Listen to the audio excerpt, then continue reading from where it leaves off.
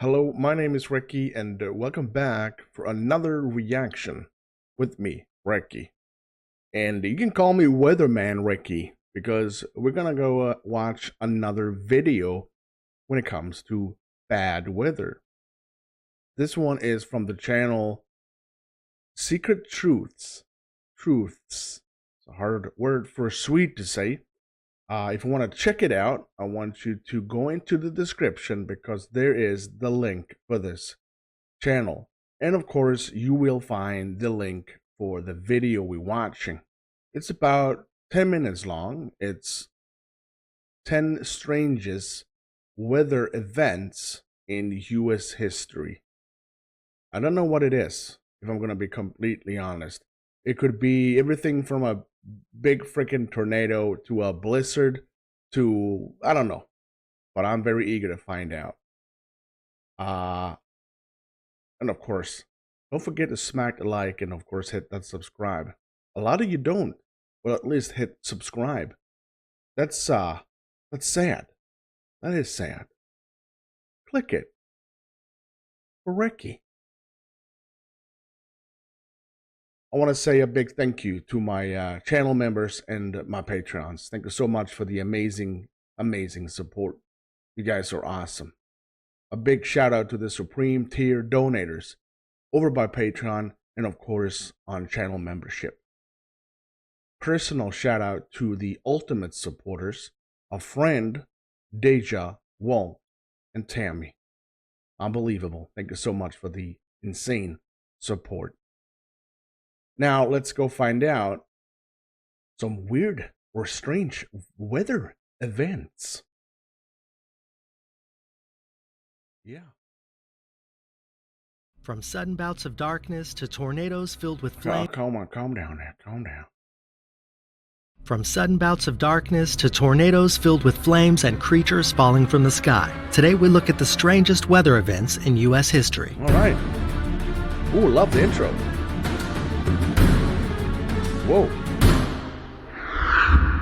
Number 10. Coldest day. Throughout 2019, the Midwest United States experienced some extremely chilly temperatures, with places like Detroit experiencing minus 14-degree weather, Milwaukee dropping to 21 below zero, and Chicago somehow surviving negative 23 degrees Fahrenheit. In comparison to Negative 23. I remember I worked the night shift in a bread factory back in the days, and it was winter. And I came out to my car and I couldn't get into my car. When I got into my car, it wouldn't start. Check the temperature, and it was negative 28. the history of the U.S., though, these temperatures are far from the worst experienced by Americans. The coldest day ever recorded on U.S. soil was January 23, 1971, when the people of Prospect Creek, Alaska, endured a terrifying temperature of minus 80 degrees. When it comes to the lower 48 Wait, did he say 80? states, the coldest day came on January 20th, 1954, when Rogers Pass, Montana dropped to 70 degrees below zero. Number 9. Locust plague. Being a Midwest farmer in the late 19th century had its fair share of obstacles. No modern machinery to work with, fickle soil and weather conditions, and most likely way more physical labor than most people could handle on a daily basis. So imagine how much worse it got for American farmers in 1874 when a swarm of locusts blanketed the sky before diving down on their crops. These insects rained down on the Midwest in droves, with historians estimating their number to be anywhere between 124 billion to 12.5 trillion. As they cut a path nearly 1,800 miles long and 110 miles wide, these pesky bugs devoured everything from sugar-concentrated crops to wooden tools, leather accessories, and even clothes right off the backs of bystanders. Their impromptu invasion ended up causing many families to suffer and even perish as starvation became a hazard to those in the area that would become the Dust Bowl. While farm animals like chickens did their part in eliminating the pest by simply eating them, the danger of locust invasion didn't pass until the Rocky Mountain grasshopper went extinct at the turn of the century. Number 8. Black Sunday. Wow, isn't that thing in the Bible too? Like a swarm of locusts will come, and that's going to be one of the 7 signs of Earth perishing, something like that. Itchy nose. Speaking of the Dust Bowl, the dust-swept and drought-ridden region of the Midwest began its desolate transformation one fateful day, now referred to as Black Sunday. On April 14, 1935, a storm fell on the prairies of the Midwest, beginning in Oklahoma and Texas. Starting at 4 p.m., winds clocking in at 60 miles per hour swept along the plains, forming a black cloudy wall as they hurtled on. This effect came from loose dirt in the arid region, twisting and obstructing the vision of those who witnessed the storm. Reports at the time believed the anomaly to signal the end of days, as the blinding dust storm kept those outside from being able to see their hand in front of their face. The weather event blinded one man and had fatal consequences for small animals like birds and rodents as it rose thousands of feet into the air and stretched for hundreds of miles. Wow. This frightening phenomenon went on to inspire Congress to pass the Soil Conservation Act by the end of the year in hopes of avoiding such an occurrence from happening again. Soil conservation plan. Was it a plan? I can't remember. I gotta go back.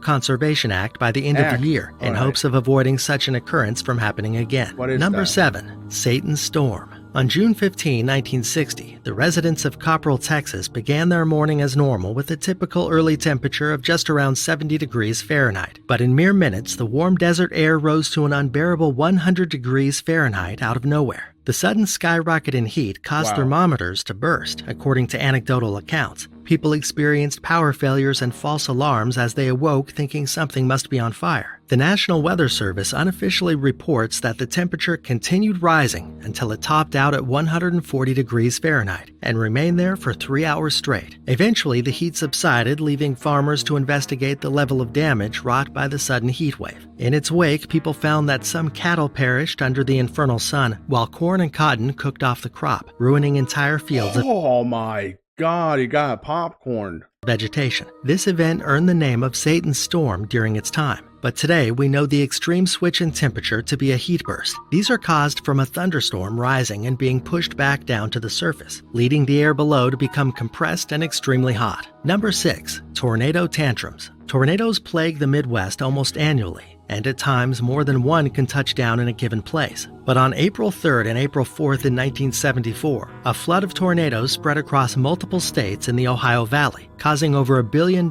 adjusted for inflation, in damage, and claiming the lives of 335 people in the process. An astounding 148 twisters tore into the U.S., with some reaching a circumference of 5 miles wide. Then again in 2011, from April 25 to April 28, another flurry of tornadoes ravaged America, hitting as far north as Pennsylvania and New York, and reaching down to the deep south, as warm air at the ground level collided with the colder airs above, and atmospheric wind shears moved in. These catastrophic disasters left their mark on populated areas repeatedly throughout the 3-day span. This time, 349 twisters took the lives of over 300 people and caused $10.8 billion in damage. Number 5. Dark Day. In the 18th century, meteorology wasn't anywhere near as exact or capable of explaining weather-related phenomena the way it is today. So it's no wonder that accounts of the day when the sky went dark on May 19, 1780 are so superstitious and foreboding. Following right on the tail end of the American Revolution, the newly founded nation was already tense. So when the sun turned red, black rain fell from the sky carrying the scent of coal fire, and the population had to rely on candlelight in the middle of the day to see, you can understand how frightened Americans might have felt. Rather than any sort of Armageddon or Judgment Day, this scary ordeal can be attributed to a forest fire in the Ontario forest. The origin of the legendary Dark Day in New England wasn't discovered until 2007, when forestry experts out of the University of Missouri discovered fire scars in the woods of Ontario corresponding to that date. Number 4. Raining fish. We've all heard the saying, it's raining cats and dogs. But in 1947, the age-old phrase became reality, with a bit of an aquatic twist. As the population of Marksville, Louisiana left their homes on October 23rd that year, no forecast could have prepared them for the downpour that was to come. According to the Library of Congress, inhabitants of the southern town experienced a torrential shower that brought not only raindrops, but several fish as well. These accounts weren't the hoax they might seem to be, as the meteorological phenomenon known as raining animals has occurred many times across the planet, and throughout history. Flightless creatures like spiders, frogs, octopus, and even jellyfish have been reported from China to Honduras over the last 2 centuries. While the cause of such an event has never been witnessed, the prevailing theory as to what causes such groups of animals to be displaced attribute the phenomena to waterspouts and updrafts. Waterspouts are the weaker of the 2 hypothesized sources, as the water-based tornadoes capable of flinging objects along the water at high speeds fail to suck up anything in their path. Updrafts, on the other hand, are strong winds that could more feasibly sweep up entire communities of animals before sending them plummeting to the earth below.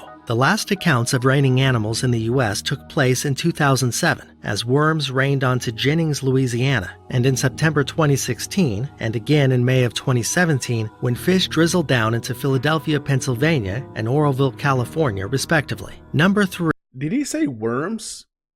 That is nasty. Soil cyclone. Tropical cyclones form on the coast of the United States with semi-regularity, fueled by the heat energy they gather from the warmth of the ocean. As they move inward towards land and leave the ocean energy behind, they typically dissipate, and the thunderstorm that trails them overhead will disperse and fizzle away. But recently, studies have shown that not all cyclones fall apart so quickly, a point proven in 2007 with Tropical Storm Erin. As the cyclone entered Texas that August, it infiltrated the Lone Star State with wind speeds measuring a measly 40 miles per hour. However, within 3 days, the tropical storm continued to flourish, growing surprisingly strong by the time it reached Oklahoma. In fact, it more than doubled in wind speed from the time it touched land, and even eclipsed the strength of the cyclone at its peak while over the Gulf of Mexico. But how could such an anomaly be possible if no water warmth was present to keep the cyclone swirling? Moist soil, as new discoveries have shown, can substitute for ocean water if breached at the right temperature and hydration levels. Referred to as the brown ocean effect, this abnormality gave Tropical Storm Erin a longer life than meteorologists could have ever predicted at the time. Number 2.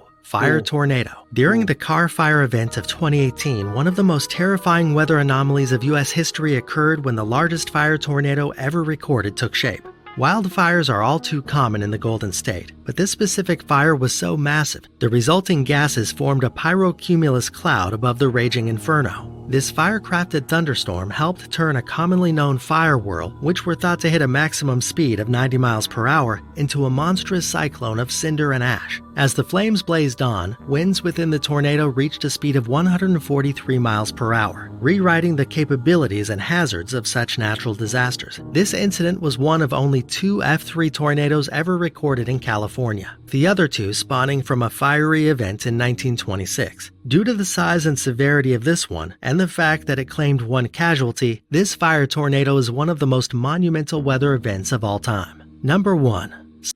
I think we need to dig deeper in the. I know we watched a video where we saw a video of different types of tornadoes, but I think we should dig deeper in that. I want to check out some hurricanes too, and of course, I know there's.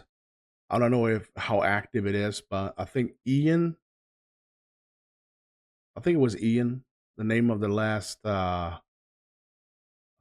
storm, tornado, hurricane, whatever it was down in Florida. You guys gotta help me out in the comment section uh, to see what we can do. That's gonna be next up, but I don't want to do it directly because I want it to cool down first and not be uh, so current. You know, I want to take it slow with that.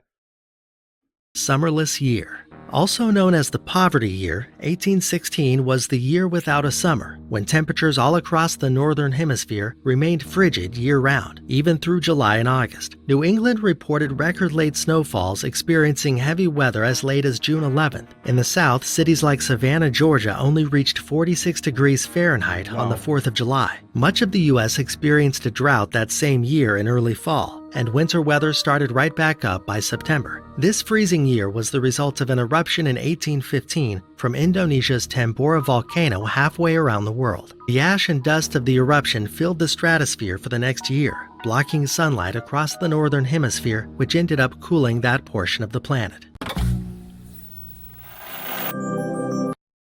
I already did that. If you want to check it out, as you can see, subscribe, and of course, we're gonna give it a thumbs up.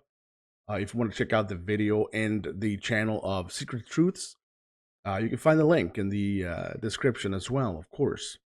definitely. How are we gonna how are we gonna summarize this? I have no clue. Let's be honest. I was kind of waiting for like something more. I don't know. Maybe I'm just grabbing something that is not there. But I did like the video. I felt like it was super informative, to the point, and well made. I really enjoyed that.